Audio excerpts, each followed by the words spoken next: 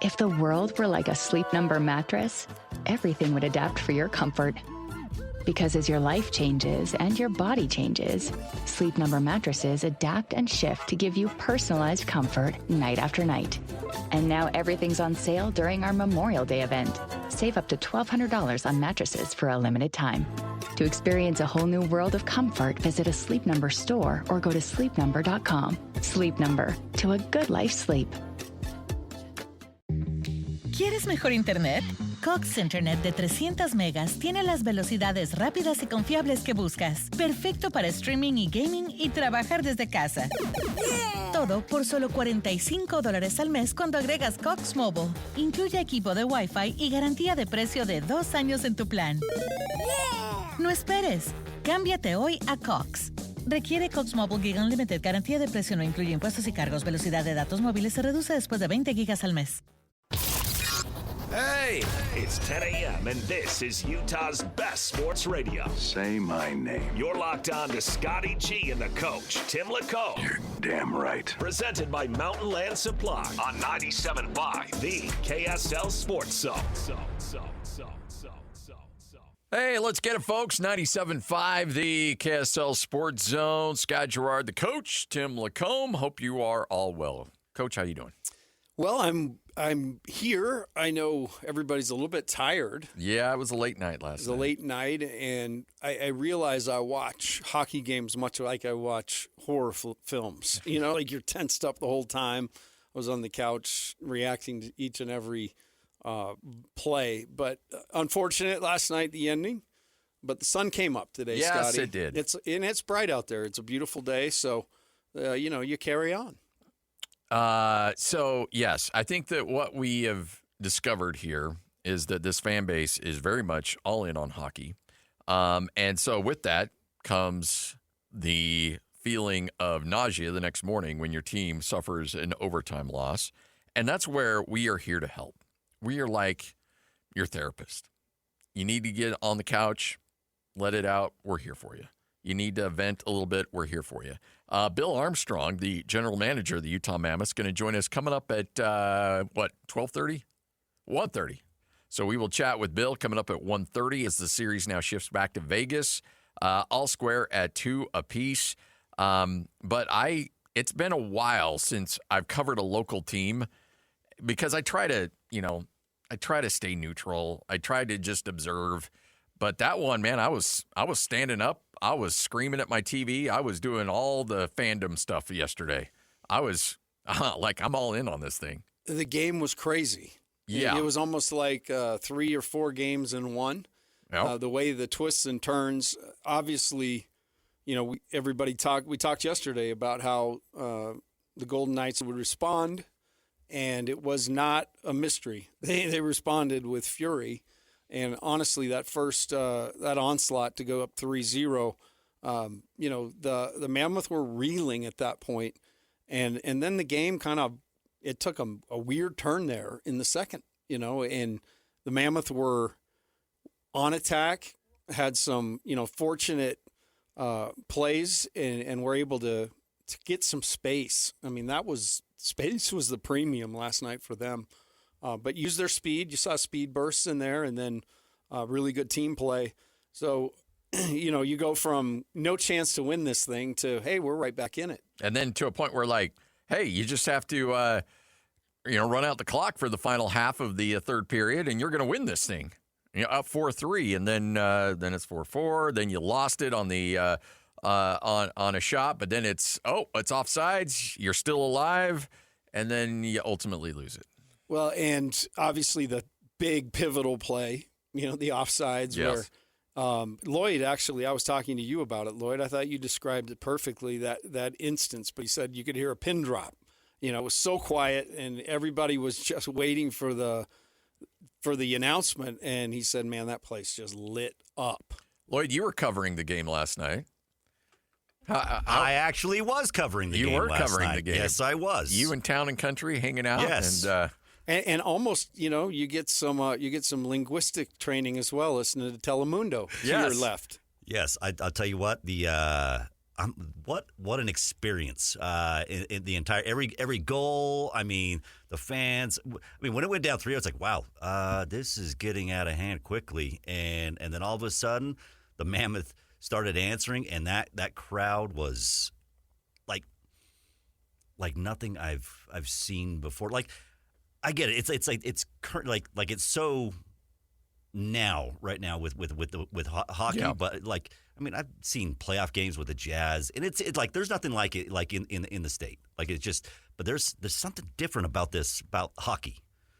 It's pretty fun. It's pretty cool. It's latching on pretty quick. But the other thing too is it gets to a point now where, as I know you're new to the business a little bit, but there's a novelty to it where it's like, oh, we just everybody's excited, everybody's just kind of, it's fun to be a part of the NHL.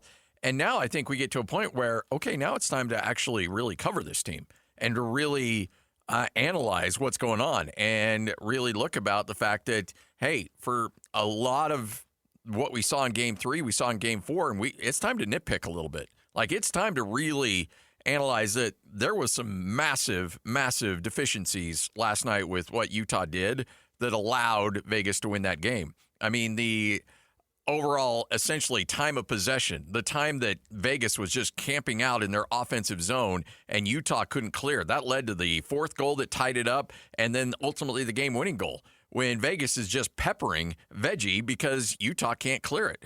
I mean, as much fun as we all had, and it was a great experience and we loved every moment of the game, now it's time to really look at this team and say, okay, there's some serious things that got to be fixed if you want to win this series. Well, and that's what, the ebbs and flows of a series has always been fascinating to me. And last night we talked about the chance the Mammoth had right there to kick the Knights into a pit that very few teams get out of.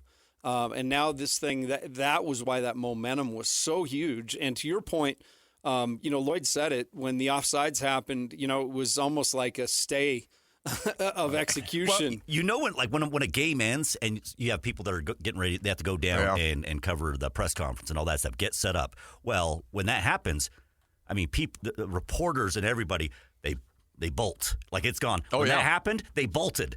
And I was getting my backpack. I was like slowly moving, but they all bolted. And all of a sudden, you heard the fans go, "Whoa, whoa, whoa, whoa!" And it was like, wait, this isn't over. And so I put my backpack back down, and I'm sitting there. And I'm watching the review, and I'm like, wow, that's offsides. And all of a sudden, all the other reporters started filing back in, and it was funny. I mean, you had people leaving. No, I was going downstairs to my office to record the thing with Jay, our post-game recap. And so I start making my way downstairs, and my son starts yelling at me. He's like, Dad.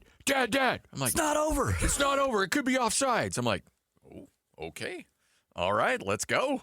Jay's going to wait a little bit. Let's do it. By the way, after every playoff game, you can catch myself and Jay Stevens breaking down, look, it's just a quick 15, 20-minute recap, and we just recap what we saw, that initial emotional reaction to what we saw last night. We do it after every playoff game. All right, let's get it, folks. Time for your starting lineup. Let's take a deeper dive into what we saw last night at the Delta Center. This is 97.5, the KSL Sports Zone. It's time to kick off the show with the biggest headlines of the day. This is your starting lineup on 97.5, the KSL Sports Zone. Hannafin again, left point. He sends this down the wall. Hannafin stabs it near point. Flinging one wide, and they score! Tipped in by Cole Smith. It was going wide, and Smith got a tip on it to make it 3-0. 3.5 minutes gone by in the second period, and Vegas is out to a 3-spot lead. And the fourth liner, Cole Smith, has his first goal of the series. Sends it down the wall for Uyghur. He funnels one towards the front. Back out to Sergachev. Gunther looks in. Carcone dials one up and scores! We're tied! 3-3, and Magic Mike has his first goal of the series. Took a funny hop off the stanchion in favor of Utah, and it's Sergachev parading to center. Small stick handles in, looking for Keller. He gloves it down. Keller in front, bouncing puck. They score! The captain gives Utah the lead in Game 4. Right back against the grain, around for Eichel, who has reacquired his hockey stick. This is Hannafin at the left point with a wrister. Tipped in and they score. Brett Howden has his second of the game, and we are tied at 4. And up ahead it comes into the Utah zone, and we are headed to overtime at the Delta Center. 4-4, 60 minutes, not enough. It could be a long night here in Salt Lake City.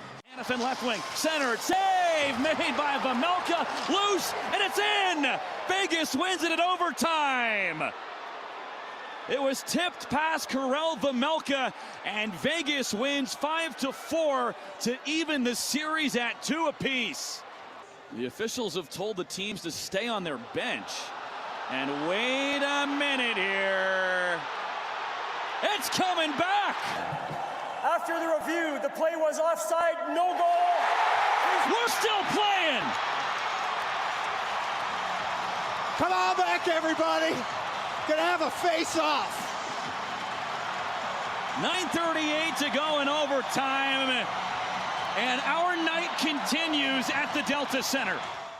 Is down the ice with Vegas recollects. Eichel tips it along for Barbashev. Eichel in front, stopped by Vejmelka. The puck goes behind the net. Vejmelka with a point-blank save. Eichel tried a bank play. Follow-up, they score.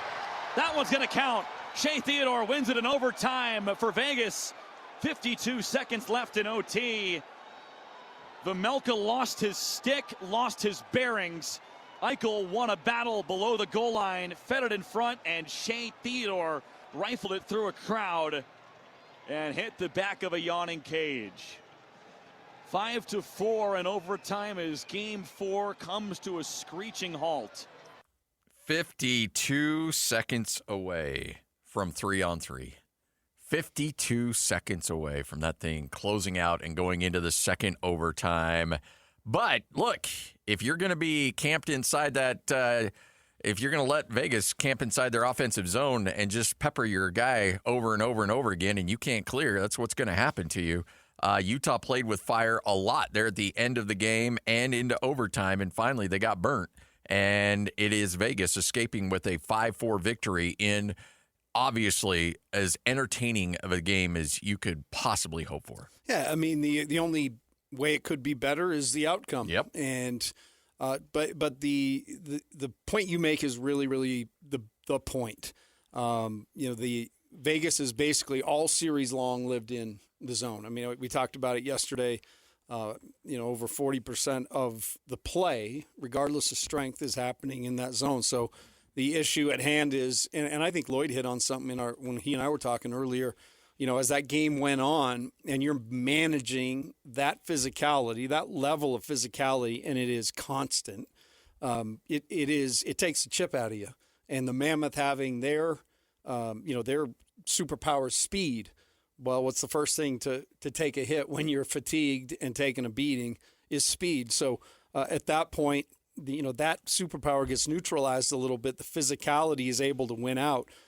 If the Mammoth could have had a couple of breakouts, yeah, right, where the puck's fighting, like the last goal, the way that ended, where they turned, basically Golden Knights turned a near goal for the Mammoth into a goal for themselves, and that's really what the Mammoth needed to happen, and it was the byproduct of not getting it out of the zone. And, the other thing that's really fascinating about this is that, we talk about endurance levels and fitness, and look, these guys are on another planet when it comes to that. But I don't care how great of an athlete you are, the toll of that game, you could tell, was just ripping both teams apart there in that overtime. And Utah just didn't have the gas in the tank to just find a way to clear it out of that zone.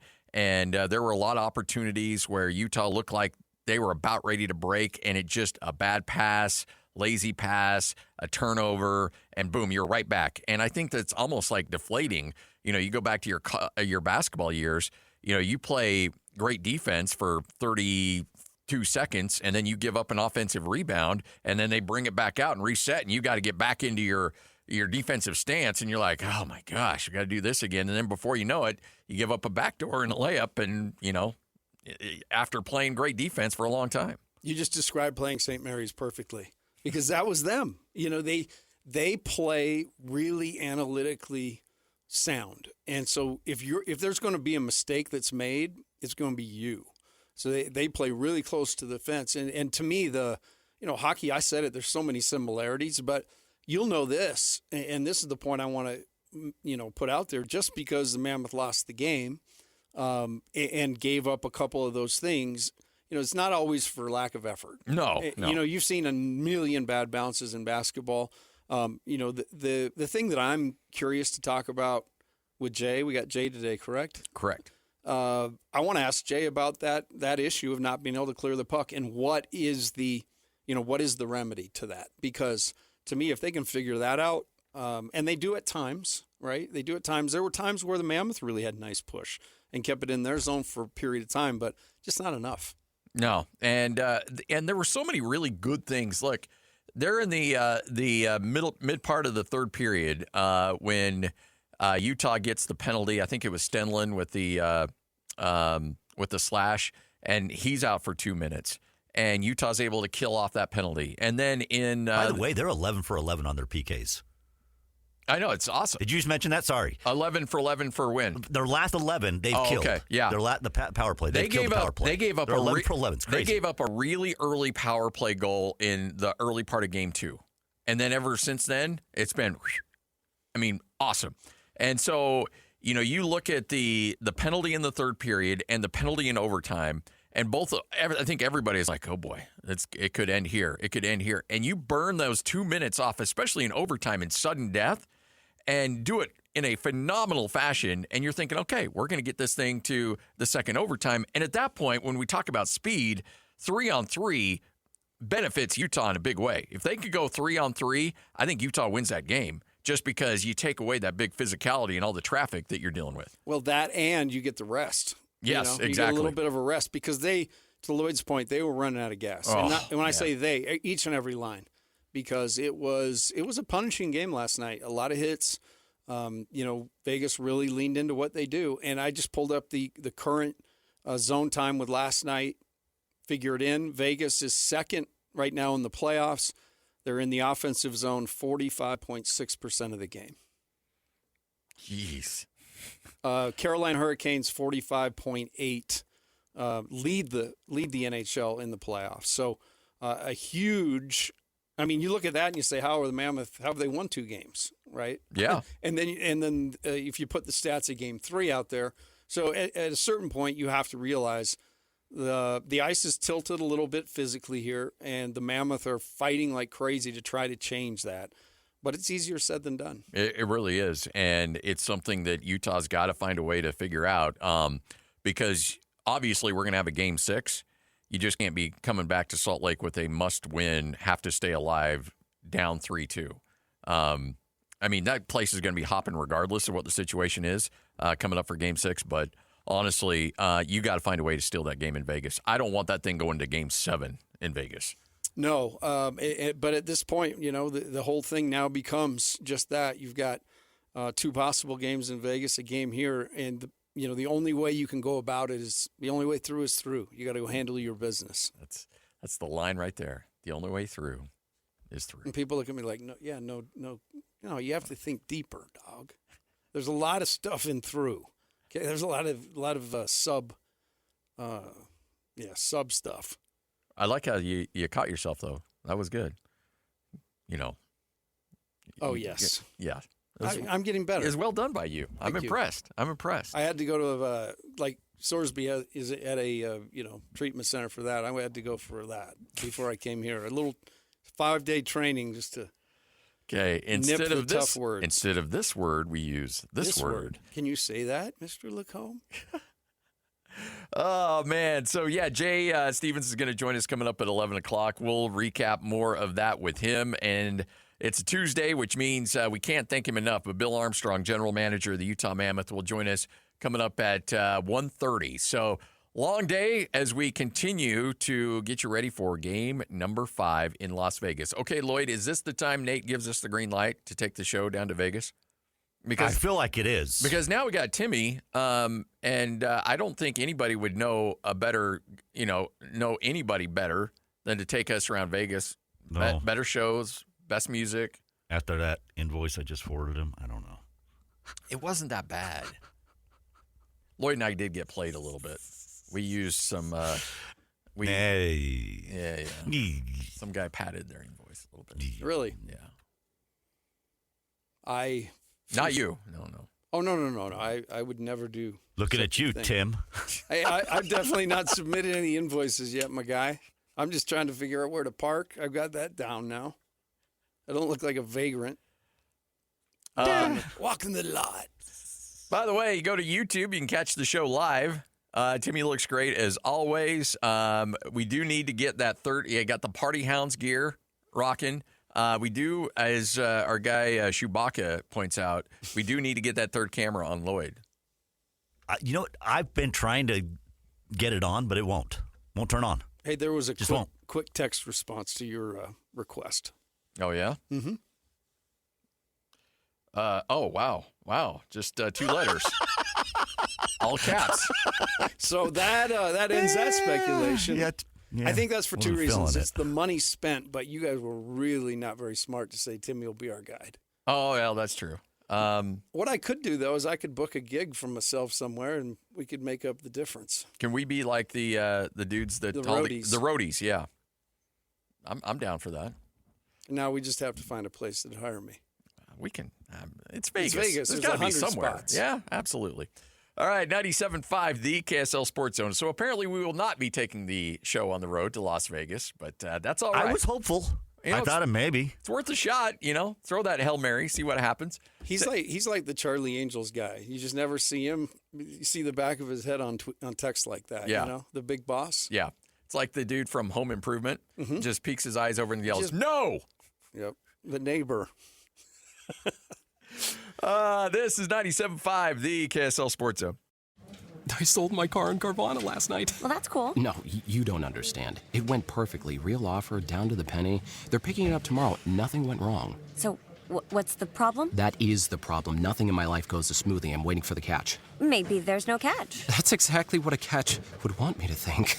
Wow, you need to relax. I need to knock on wood. Do we have wood? Is this table wood? I think it's laminate. Okay, yeah, that's good. That's close enough. Car selling without a catch. Sell your car today on Carvana. Pickup fees may apply. This episode is brought to you by Progressive Insurance. Do you ever think about switching insurance companies to see if you could save some cash? Progressive makes it easy to see if you could save when you bundle your home and auto policies. Try it at Progressive.com. Progressive Casualty Insurance Company and Affiliates. Potential savings will vary. Not available in all states. The best sports radio in Utah is right here. This is Scotty G and the coach, Tim LaComb, on 97.5, the KSL Sports Zone. 97.5, the KSL Sports Zone. Yeah. Oh, I missed my cue. No, that's all right. Yeah. A little collective soul. This is senior year of high school right here. That's good stuff. Where the water flows, where the river flows. That's one of their good ones. Yes. Yep. I'm a B-sider, man. I like all that stuff. Obviously, I jam it, but I figure they made something like that. There's got to be some sinews down in here. Something else. You just got to dig a little deeper. Yeah. See, that's the thing. Not everybody wants to go after the hits. Go dig deeper. But I understand not everybody. There's some people that just, hey, man, they want to hear the same old all the time. I get that, too. Getting a music rut. I told Joey today. I was talking to Joey. Oh, yeah. And that's what I told him. I'm just like, if you ever want me to expand your musical horizons, let me know. I'll throw you a couple bands. See, that's all right. So I think what we're going to do here on this show is like the Timmy playlist, the coach's playlist. I would love that. And so like once a week you issue a Spotify list or something like that. Cool. I would dig that. And top 10 songs of the week or top 20 songs of the week. And the cool thing, I can go, do you have Spotify? Oh, Use yeah. that? Yeah. You ever go DJ mode? I have not. You should go DJ mode. It just takes all of your, basically, AIs, all the stuff you pick. Yeah. And then it just throws together a ton of songs, the ones you like, things that are like the ones you like. So it's a good way to hear stuff, too. Oh, yeah. There's no better way than to make a long road trip than to just let it go. And, you listen to one of your favorite bands, and then you go through an album, and then it just starts spitting stuff out to you. And you're like, okay, that's good. Nope, that sucks. Skip it. Okay, I want to learn more about that band. I've discovered a lot of new bands. Yeah, because you get into a band and then just listen to their catalog. Oh yeah, And that's the other you have thing. to make sure you clarify the road trip has to be approved. It's a by yourself road trip. Yeah, it's not a no trip. Kids. No, There's no kids in there. No. Because then they're pounding you with other stuff. Yeah. Play other Bluey. bad music. No, my kid Brody has got a really good eclectic. Like he's sunk his teeth into the Eagles. Loves the that's Eagles. a mature decision. But he also has got a little 80s butt rock. He's got a little Def Leppard that he likes. And more power to him. So I think you would be impressed with his choice. Catalog. Yeah. The other thing, let's do this today just because we're talking. We asked for a trip. We're not going to get it. Yeah. But in theory, let's ask our listeners, if you were, taking a road trip, tell me your go-to, like your song, your band. Oh, okay. Just tweet at us. Yeah. At Scotty G Zone, at T LaComb, at Lloyd Cole Zone. What's your playlist of choice or your band of choice on a road trip? I tend to get grungy on road trips. I go to Alice in Chains. I go to Nirvana. Everybody loves Teen Spirit and all that, but there's, again, some absolute great tunes. Go get you bangers, as the kids say. Bangers. Go get some you real that live MTV live Nirvana album. And go listen to The Man Who Sold the World. Some of that stuff. Awesome. Awesome I can play album. that one for you. Oh, yeah, I bet. And then I would throw in there I have to have Audio Slave, Soundgarden, Chris Cornell somewhere in there because he's my guy. Great pipes on him. Great pipes, heck of a story, sad story. Kind of what life is sometimes. Coach Rose told me nothing ends well in this world. And I'd have to tell him that's true. From what I've experienced, very few things end well. You know what? Like, I want to argue that, but that's actually really true. Like, nothing really does end well. I mean, you have to make a conscious decision going in saying, this is going to end well.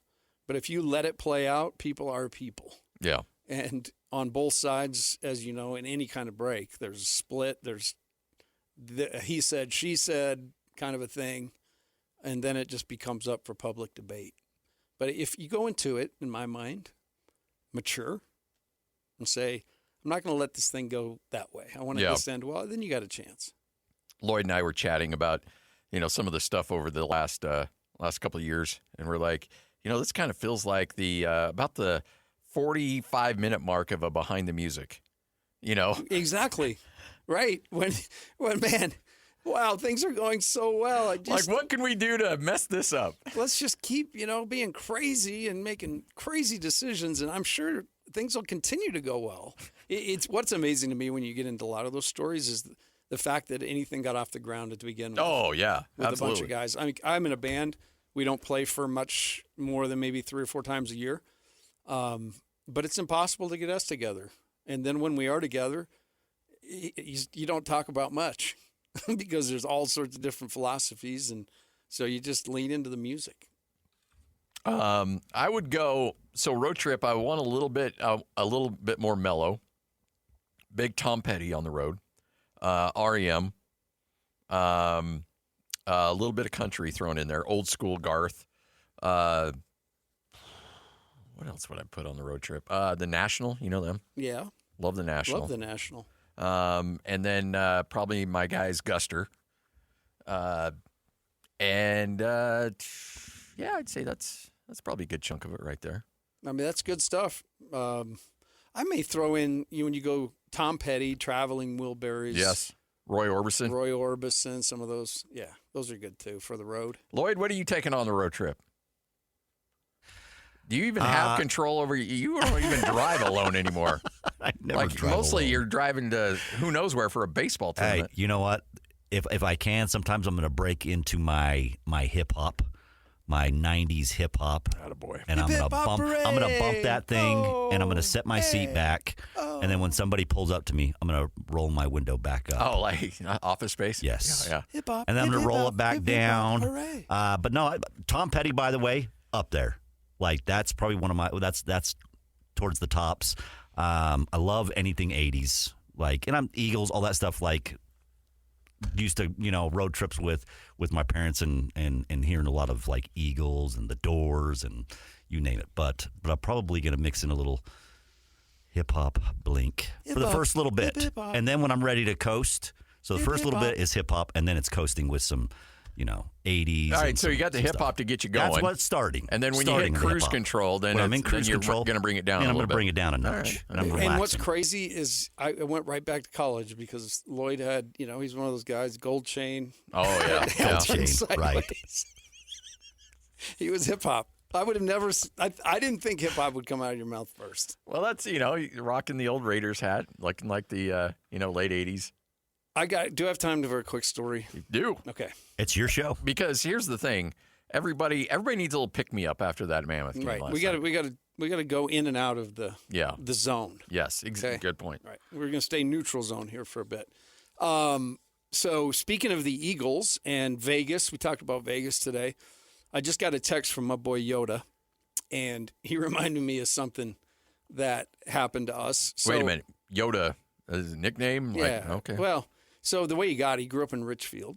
Okay. And that makes me think of Yoda. And he kind of grew up right then in the, in Star Wars was at it, in the 70s. Does he have pointy ears? No. Shorter fella? No, it has nothing to do with how he looks. He's actually a huge man. If you both talk bad about him, I'll bring him in here. He's on the list of bodyguards. He's one of the guys that drives me around. But we went to Vegas, Yoda and I, and Steve Wynn and Yoda's wife. And we were there, and we're like, oh, my gosh, Don Henley's going to be here. So he was just doing a solo show. So Steve Wynn, it was being held at I want to say it was at the Paris. All right. Okay. And so Steve calls early a couple days before, and he's like, hey, I want to get 4 tickets to the Don Henley show. And the lady's like, okay. He's like, I'm going to pay with a credit card. What's the name? Steve Wynn. Oh, Mr. Wynn, you don't need to pay for these. Well, yes, of course I do. No, you don't. We'll just put them in will call for you. So he calls me, and he's like, I think they think I'm the other Steve Wynn. That's Steve Wynn. I said, let's roll it out, see what happens. So we get down there, and we go to pick up our tickets, and they're like, oh, no. Your tickets are at VIP, Mr. Wynn. Oh, no. So he goes up to VIP, and they're like, ID, and he pulls it out, and they're like, oh, okay. And on the envelope, it was WYNN, and they crossed it out and put WINN. So ended up getting free tickets. And the guy, as soon as we get through basically that ticket process, we walk in, and there's a escort that takes us all the way down. This guy in white gloves. Oh, that escort. Okay. Sorry, Vegas. Yeah. My bad. Part of the reason. Boy, didn't even catch that. Part of the reason Charlie want to let us go down. Yeah. But he walks us all the way to the front, and in front of the front, there is a two-row section with a gold rope around it. And guess who sat in row 1 center for Don Henley? Like, literally, if I'm sitting here, he's playing a chord, I could reach up if he wasn't looking and whack him in the head. That's how close we were. And didn't pay for it. I mean, so the benefits of being named, the same name as one of the more powerful guys in Vegas, paid dividends. So at any point where you're like, hey, what are we going to do if we get figured out here? If somebody comes up and like, hey, you're not that Steve Wynn. Well, no, because we didn't do anything wrong. No, you didn't. No. I mean, he didn't say, But Vegas doesn't need an excuse to, That's true. crack your kneecaps. I think once we got through the ID and they realized there was a mistake made, I think at that point the tickets were allocated. Let them have some fun. Enjoy the show. Yeah. So I got a text from Yoda. Yoda's listening. I also got a text from my buddy Dave Prosick in Austin, Texas is listening. So we're all over the place. Look at that. The ability to stream at KSLSports.com, also the KSL app, and we're on YouTube as well. Let's see. Andrew, Road Trip Essentials, Sturgill Simpson, nice poll. Mac Miller, A Day to Remember, Sabrina Carpenter. Post Malone. I don't hate a little Posty. I love Posty. I went to that show at Rice Eccles last year. Oh, how was that? Insanely good. Yeah, he's with he's a great entertainer. Jelly Roll. Yeah. Jelly Roll's way good. Yeah, it was the way they do it, and he came out. Posty came out to Texas Tea. Have you ever heard that too? Yeah. But it's got some boom, boom, and every step he took of another fire lit on the little walkway all the way out to midfield. It was cool, man. They did a great job. There's an old country artist named Joe Diffie, and you mean Duffy? No, Joe Diffie. Joe Duffy. No, it is Diffie. Is it I Diffie? think it's Diffie. Oh, okay. But he's got a lot of just old school twangy country, and he passed away a few years ago. The old COVID got him, and but Posty has redone a bunch of his olds, and he wasn't really a big country music guy, but just really niche country stuff, and some of that stuff he's done is really funny, really good stuff. Yeah, he's a talented dude, to be able to bounce from Lloyd's hip hop world to this. John Deere Green. And then let's see here. Ute Shasta Trailer going with Little Queen. Oh, yes. Queen is so good, the whole catalog. One of my favorite movies, by the way. I was going to ask you. Movie solid. Yeah. I mean, that was one where I was in the theater, grown man, just tears. I'm falling in my popcorn, man. Yeah. No, I was into it. What was the other one that was kind of weird? Rocket Man, Elton John. Didn't dig that no, one. I didn't like that one. That was like, hey, let's make this like the Queen one. Yeah. I was like, no. Are you going to go watch the Michael Jackson one? Yes. Because I was a Michael Jackson fanatic back in the day. How could you not be? I mean, he was, it was Michael Jackson and everything else. Yeah. All right, 10:44. There we go. A little music fix for you. Coming up next, what you may have missed. Then we'll get back into the hockey with our guy, Jay Stevens. Will join us at 11:05. This is 97.5, the KSL Sports Zone. If the world were like a Sleep Number mattress, everything would adapt for your comfort. Because as your life changes and your body changes, Sleep Number mattresses adapt and shift to give you personalized comfort night after night. And now everything's on sale during our Memorial Day event. Save up to $1,200 on mattresses for a limited time.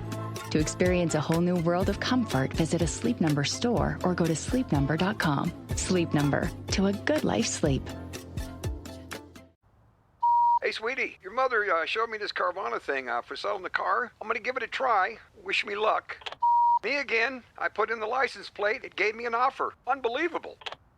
Okay, I accepted the offer. They're picking it up Tuesday from the driveway. I haven't even left my chair. It's done. The car is gone. I'm holding a check. Anyway, Carvana, give it a whirl. Love ya.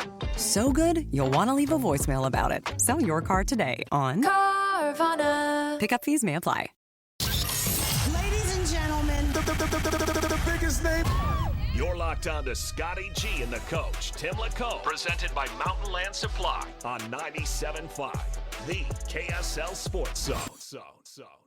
97.5, the KSL Sports Zone. Scott Garrard, the coach, Tim LaComb.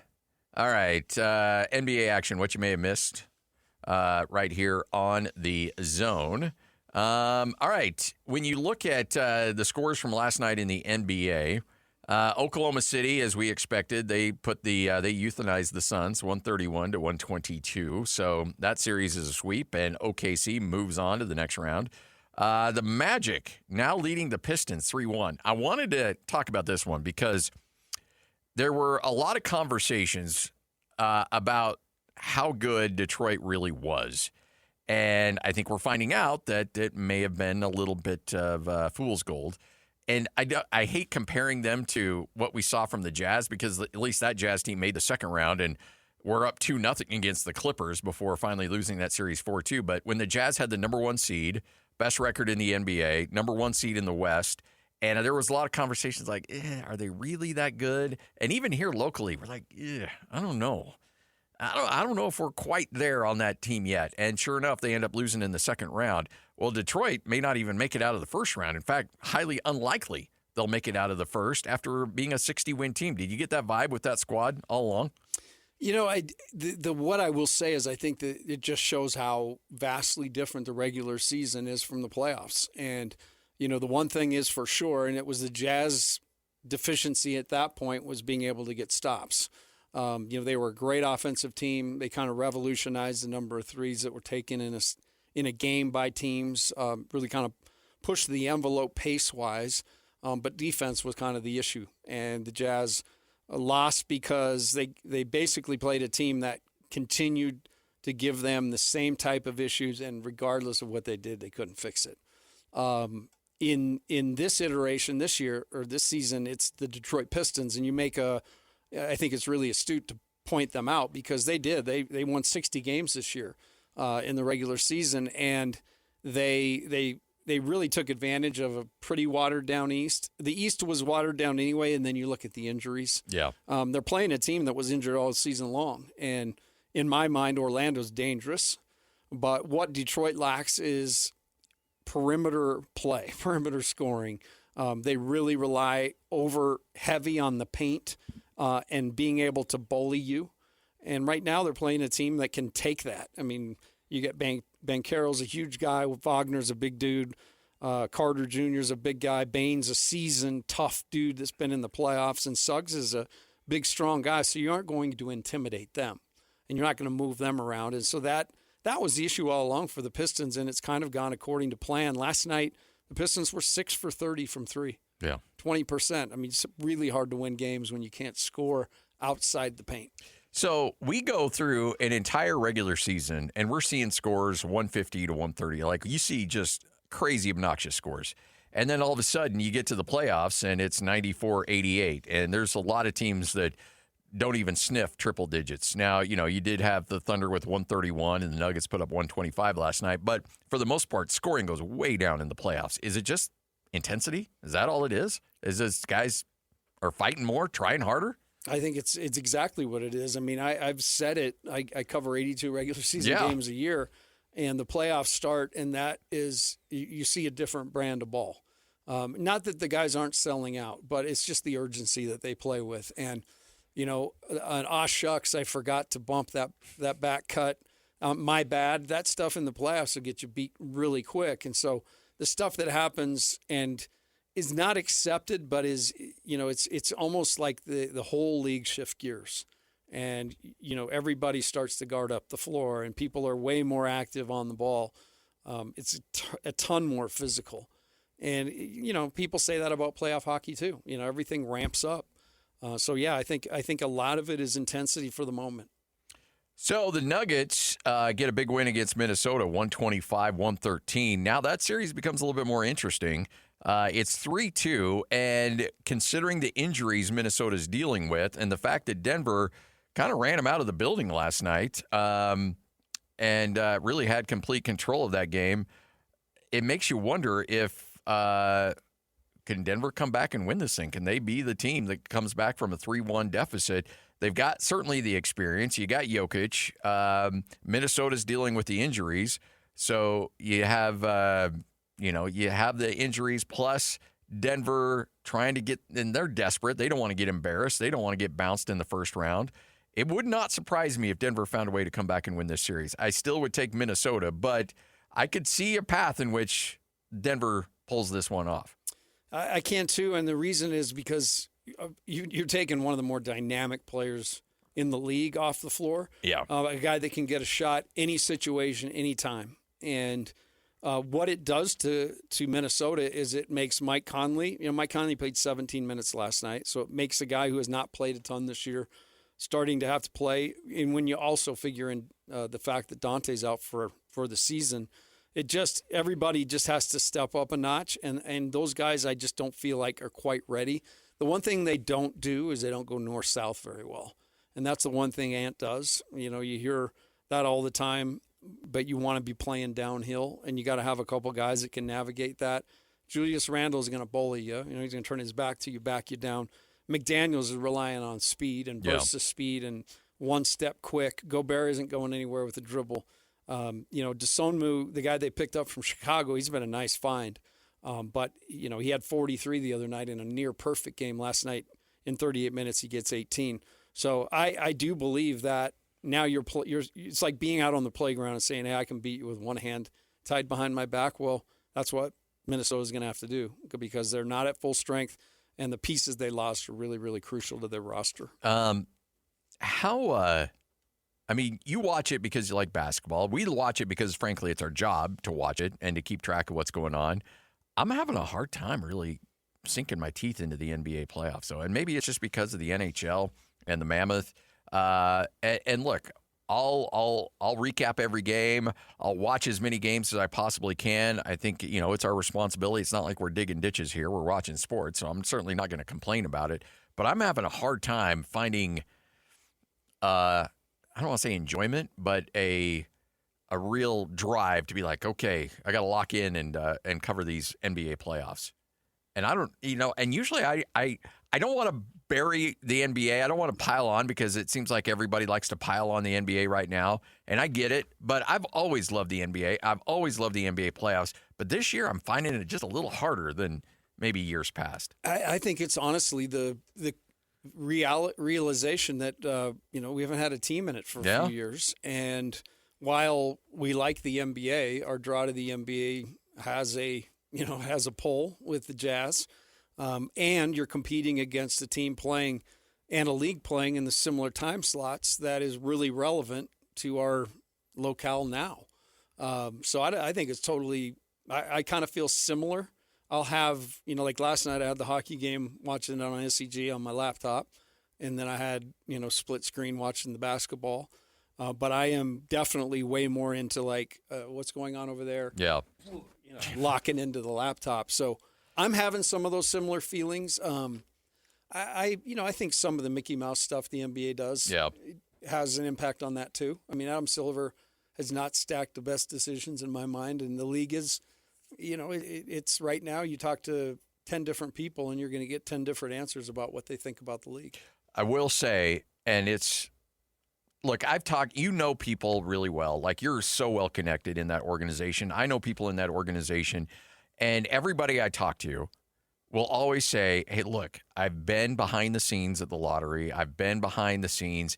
I know this isn't WWE. You got to trust us on this. But sometimes perception's reality. And if those lottery balls go against the Jazz this year, I'm not saying the Jazz have to be the number one pick, but if they get leapfrogged by 4 more teams and they drop down to 8, there's going to be a good chunk of this population here in Utah. They're like, I'm out, because this isn't worth my time anymore. Well, there was a bunch of people last year, right? Yeah. That said, hey, because everybody, I think everybody got their hopes up that there could be some movement up, and this is going to be the year. And then it was that same sick feeling in the bottom of your stomach. I will say this: when the Jazz get back in the playoffs, it will be just like the Mammoth now. Yeah, which will be next year, because we rally here and we support our own. And even if you've had a bone to pick in the past, I guarantee you, with the excitement and the teams rolling through, you won't be able to not watch it. And we'll be as locked into the NBA playoffs then as we are to the NHL playoffs right now. If Adam Silver is a conspiracy theorist, and Adam Silver wants to show and keep Salt Lake City as a market that cares about the NBA, they will give this market A.J. DeBonsa. Like, they will find a way to give this market that number one pick, because you will win Salt Lake City back like that. Like, that's all that has to happen. That's all you have to do, Adam. Just one time, 1 year. Just 1 year. Just put our envelope in the freezer. That's all we ask. We're not asking for a lot. Look, this team's been in the lottery a bunch. You screwed us over last year. Whatever. You had to make it right for Dallas because you forced Luka out there to L.A. All right, cool. That's cool. Just give us one time, one measly little scrap of a player that could come in and would embrace the community would embrace them, and that would be here for a long time. Everything you want to sell about the NBA, about loyalty, about community, and all that stuff, you can solve all of that by giving the Jazz one player. That's it. Yep. The freezer envelope needs to be the Jazz this year. When you reach that's in, cold. Woo, that must be the one. No, I've said it all along. What if it was all a ruse and a smoke screen? The fine. Yeah. Just leading up to, okay, this has got to happen, so we've got to make it look as far from that as possible. All right, Jay Stevens joins us next. The heartache of last night. We'll revisit it with Jay as the Mammoth drop Game 4, 5-4. This is 97.5, the KSL Sports Zone. I sold my car in Carvana last night. Well, that's cool. No, you don't understand. It went perfectly. Real offer, down to the penny. They're picking it up tomorrow. Nothing went wrong. So, what's the problem? That is the problem. Nothing in my life goes as smoothly. I'm waiting for the catch. Maybe there's no catch. That's exactly what a catch would want me to think. Wow, you need to relax. I need to knock on wood. Do we have wood? Is this table wood? I think it's laminate. Okay, yeah, that's good. That's close enough. Car selling without a catch. Sell your car today on Carvana. Pickup fees may apply.